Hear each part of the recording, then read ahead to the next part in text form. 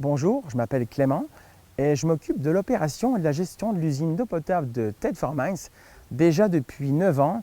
Alors j'aimerais vraiment vous la faire visiter aujourd'hui, donc venez avec moi, suivez-moi, je vais vous la montrer. Bienvenue dans la salle de contrôle des opérations. Alors ici, on est capable de contrôler, d'ajuster à peu près tous les équipements de l'usine, peu importe les sections de l'usine. Donc comme vous pouvez le voir ici, Stéphane, qui est opérateur ici à Thetford, est capable d'ajuster sa pompe doseuse. Donc on avait un problème de pH et là il est en train d'ajuster sa pompe doseuse d'Alain en live. Bienvenue dans le laboratoire. Donc ici on analyse différents types de paramètres de manière quotidienne.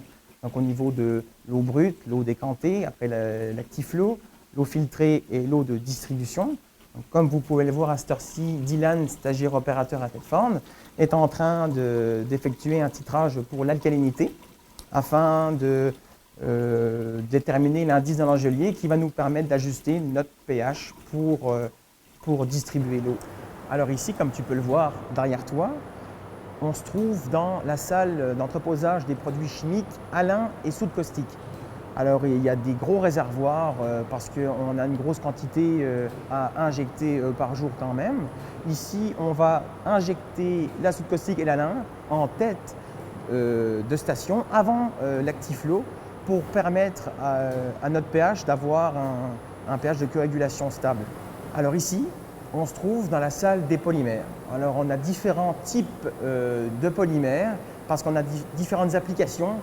Un clarificateur, les Actiflow et un filtre à bande. Parce que ici, on a une particularité, on récupère toutes nos eaux issues des lavages d'Actiflow et de filtres, on les clarifie et on presse la boue comme une station d'épuration. Donc c'est vraiment une grande particularité ici. Alors ici, comme tu peux le voir, c'est la vanne de maintien de pression et de relâche de l'usine avec les lances d'injection d'Alain et de soude caustique pour conditionner le pH avant l'Actiflow.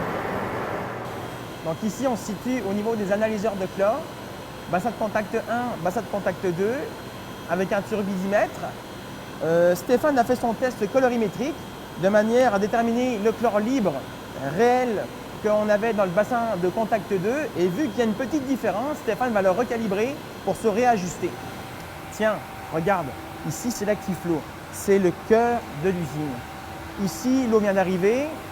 L'eau vient de se faire conditionner en termes de pH et ici on vient floculer, coaguler toutes les matières en suspension et les lester au fond grâce à du microsable.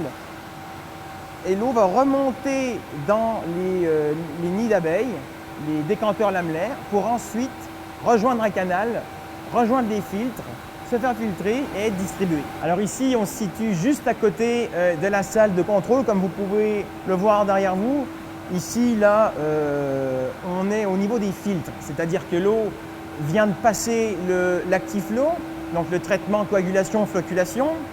L'eau est acheminée dans un canal de distribution et le canal distribue l'eau aux 5 filtres. L'eau percole dans les filtres et après ça, donc, elle est chlorée et chaudée. Alors c'est très excitant. Si tu regardes à tes pieds, vraiment en bas, tu vas pouvoir voir l'eau après son traitement en totalité. Donc là, on est juste avant la chaux, l'injection de chaux, mais c'est l'eau qui est distribuée au réservoir à la population. Tu vas peut-être rigoler, mais c'est véridique. J'ai fait ce métier parce qu'à la base, j'adore pêcher. Je suis un pêcheur depuis tout petit. Et puis, j'ai toujours voulu comprendre comment tout ça fonctionnait, des rivières au lac, ruisseaux, du robinet. Et donc, après avoir fait mes études, voilà, ça fait maintenant 9 ans que je travaille à l'usine de Thetford. Et puis, c'est quand même un métier assez exceptionnel. On est capable de travailler avec différents corps de métier, se coordonner avec eux, établir des maintenances préventives. Parfois, il y a des gros soucis et donc là, il faut interagir avec les bonnes personnes, coordonner les électriciens, plombiers de procédés, s'occuper de l'optimisation du traitement parce que là, on a des problèmes. On est confronté à toutes sortes de choses au quotidien qui permet finalement d'avoir un métier un peu hors du commun, assez exigeant, où il faut être quand même rigoureux sur les méthodes, rigoureux sur le travail, c'est super important.